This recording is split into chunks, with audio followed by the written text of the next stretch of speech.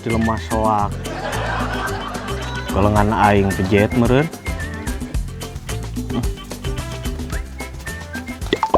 Kak. Naon tuh si teh?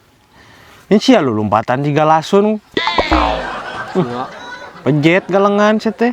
Moal atuh. Singkat yuk orang kerpusing sebenarnya mah. Pusing ku naon atuh?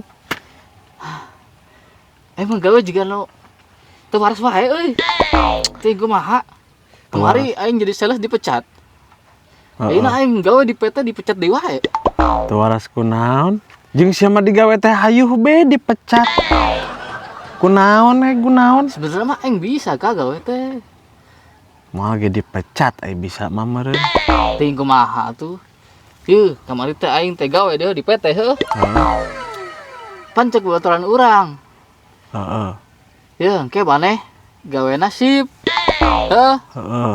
Geus aing teh ngalamar ditarima aing teh. Nah, bet aing kalah dicarekan atuh ke bos aing. Dicarekan? Heeh. Bedah naon? Apaan aing bener. Jadi unggal aya jelema, Heeh. sip. Ditanya kok, bos, sip. Bener pan aing? Aing mah moal mecat hungkul. Menjadi bos maneh urang mah. Ek sakalian jeung nakol mabuk ngajongklokeun. Da sia mah boloho otak teh pake atuh. Maksud teh lain gawe sip kitu teh maksud teh waktuna anu dibagi-bagi aya beurang aya peuting.